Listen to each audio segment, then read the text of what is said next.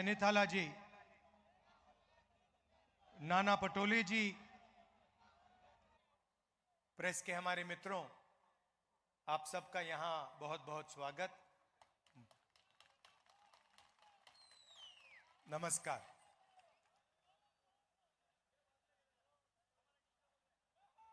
लड़ाई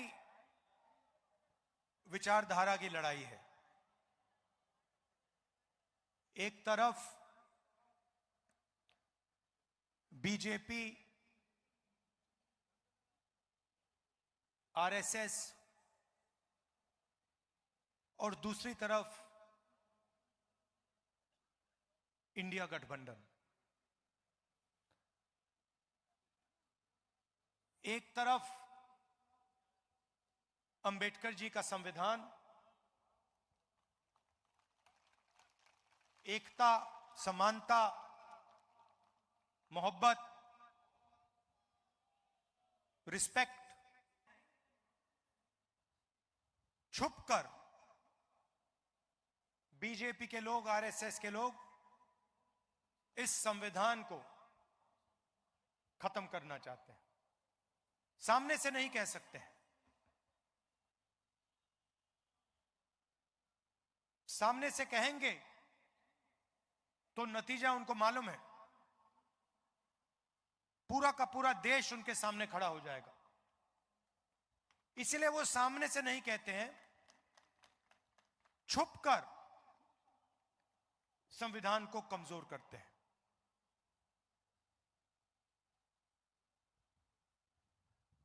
हिंदुस्तान के इंस्टीट्यूशंस हैं, संस्थाएं हैं,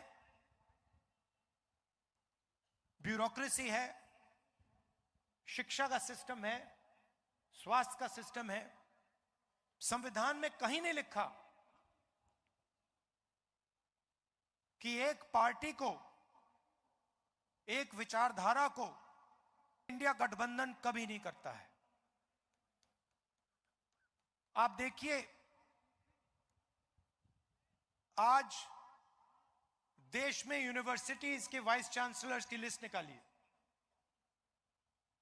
उस लिस्ट में आपको मेरिट नहीं दिखाई देगा, सिर्फ क्वालिफिकेशन सिर्फ आरएसएस की मेंबरशिप का है। वाइस चांसलर बनना है, आरएसएस की मेंबरशिप लीजिए। साइंस के बारे में, ज्योग्राफी के बारे में, हिस्ट्री के बारे में कुछ मालूम ना हो, कोई फर्क नहीं पड़ता। आरएसएस के हो, सीधा आपको उसमें जगह मिलेगी। और ये एक संस्था के साथ नहीं हो रहा है, ये हिंदुस्तान की सारी संस्थाओं के साथ, इंस्टीट्यूशंस के साथ हो रहा है।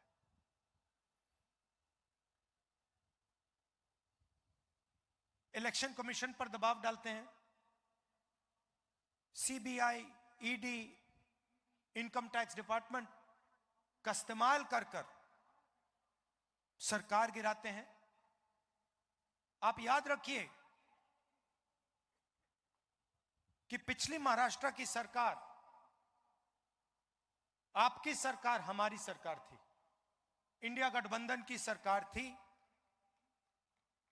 और उस सरकार को चोरी कर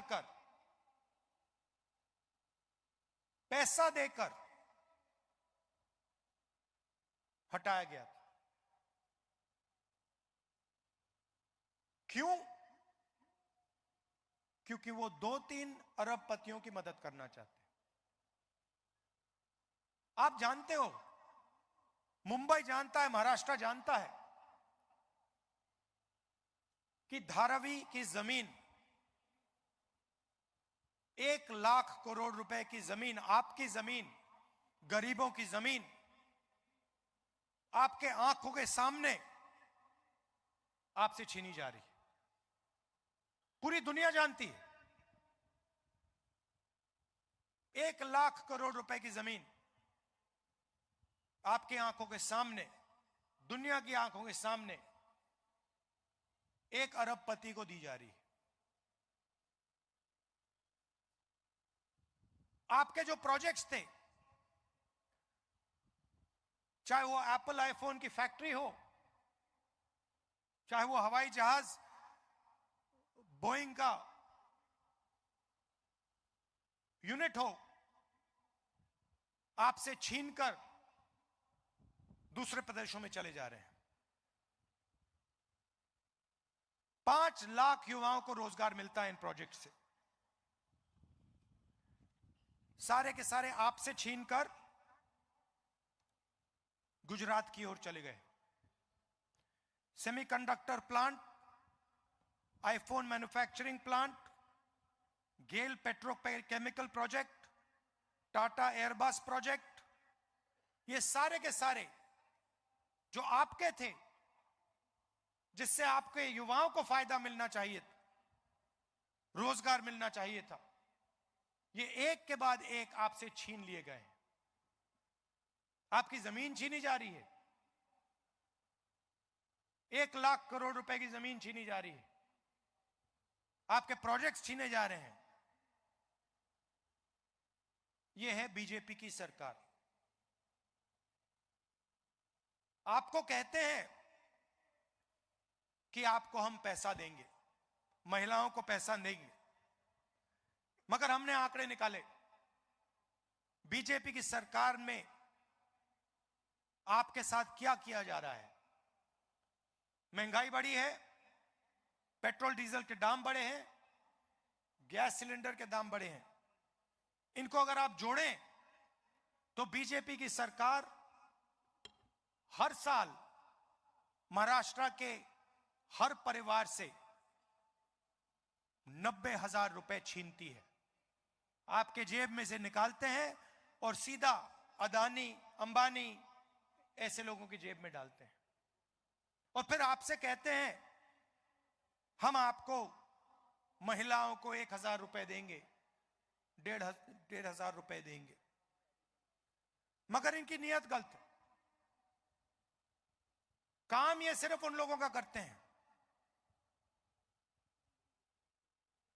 नोटबंदी से आपको फायदा हुआ?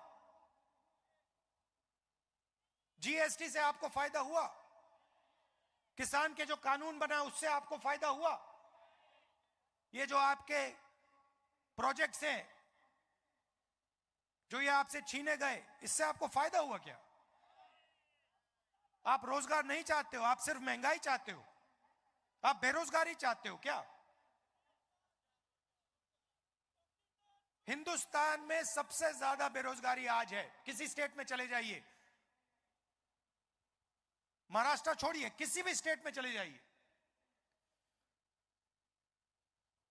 और वहां आप पूछिए, युवाओं से पूछिए क्या करते हो, कहेंगे भैया कुछ नहीं करते हैं। मोदी जी ने, बीजेपी की पॉलिसीज ने बेरोजगारी फैला दी है, रोजगार मिल ही नहीं सकता। जो स्मॉल एंड मीडियम बिजनेस वाले हैं उनको एक के बाद एक खत्म कर दिया है। जो रीढ़ की हड्डी हुआ करते थे, रोजगार अंबानी अदानी नहीं दे सकते।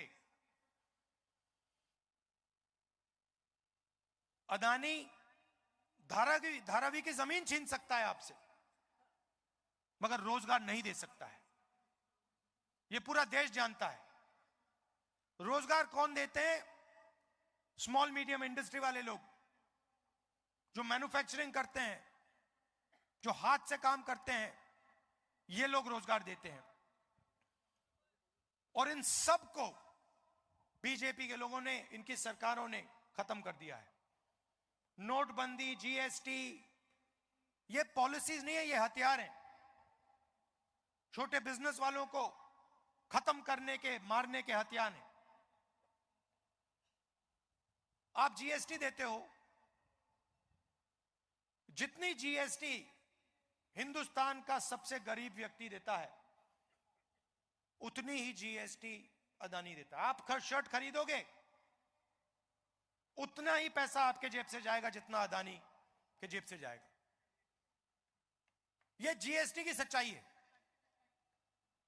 और अगर आप देखें, आज हिंदुस्तान में गरीब लोग टैक्स देते हैं। सबसे ज्यादा टैक्स गरीब लोग देते हैं, कमजोर लोग देते हैं, छोटे दुकानदार देते हैं, किसान देते हैं, मजदूर देते हैं। इनडायरेक्ट टैक्स से पता नहीं लगता। आप शर्ट खरीदते हो, टैक्स लगता है। मोटरसाइकिल में पेट्रोल डालते हो, टैक्स लगता है। सब जगह इनडायरेक्ट टैक्स लगता रहता है आपके कंधों पे। ये सब बीजेपी की पॉलिसीज हैं।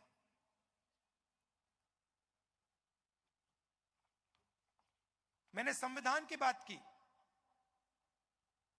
यह विचारधारा की लड़ाई है। एक तरफ अरबपतियों की सरकार और दूसरी तरफ गरीबों की, किसानों की, स्मॉल और मीडियम बिजनेस चलाने वालों की, युवाओं की सरकार। इसीलिए इंडिया गठबंधन ने महाराष्ट्र की जनता को 5 गारंटी की है।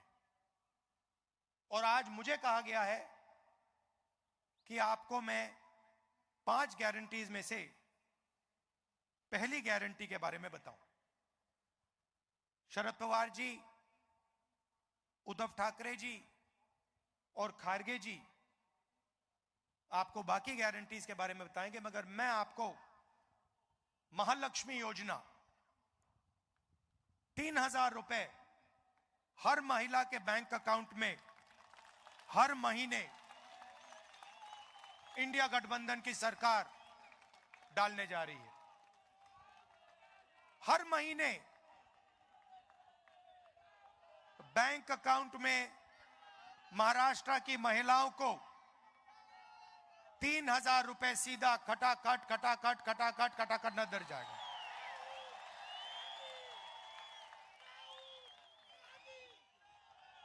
और जब महाराष्ट्र की महिलाएं महाराष्ट्र में बस में कहीं जाएंगी तो उन्हें बस टिकट खरीदने के लिए 1 रुपया नहीं देना पड़ेगा, फ्री में जाएंगी। आप पूछोगे क्यों? क्योंकि जो चोट बीजेपी की सरकार ने आपको मारी है, महंगाई की चोट, गैस सिलेंडर की चोट, बेरोजगारी की चोट, सबसे ज्यादा दर्द महाराष्ट्र की महिलाओं को लगता है। इसीलिए हमारी पहली गारंटी महाराष्ट्र की महिलाओं के लिए बैंक अकाउंट में सीधा 3,000 रुपए हर महीने और फ्री बस ट्रैवल पूरे महाराष्ट्र में।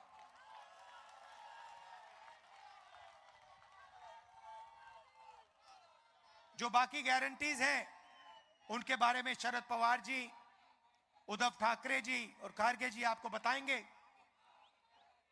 थोड़ा सा मैं आपको जाति जनगणना के बारे में कहना चाहता हूं। आज नागपुर में हमने एक सम्मेलन किया, उसमें हमने जाति जनगणना की बात की। भाइयों और बहनों, हिंदुस्तान में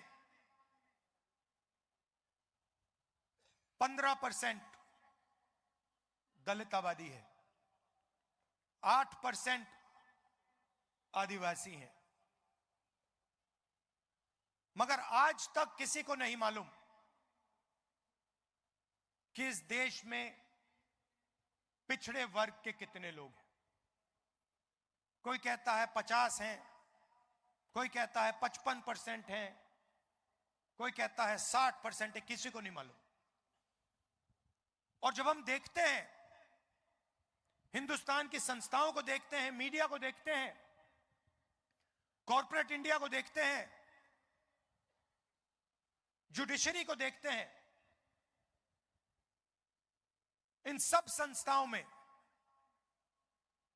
हमें ना पिछड़े वर्ग के लोग दिखते हैं, ना दलित दिखते हैं, ना आदिवासी दिखते हैं, ना माइनॉरिटी के लोग दिखते हैं, ना गरीब जनरल कास्ट के लोग दिखते हैं। इसलिए हम चाहते हैं कि देश में एक ऐतिहासिक कदम लिया जाए, जाति जनगणना किया जाए और पूरे हिंदुस्तान के लोगों को, हर वर्ग के लोगों को यह पता लगे कि पावर स्ट्रक्चर में उनकी कितनी हिस्सेदारी है, इस देश में धन किसके हाथ में है, संस्थाएं किसके हाथ में है।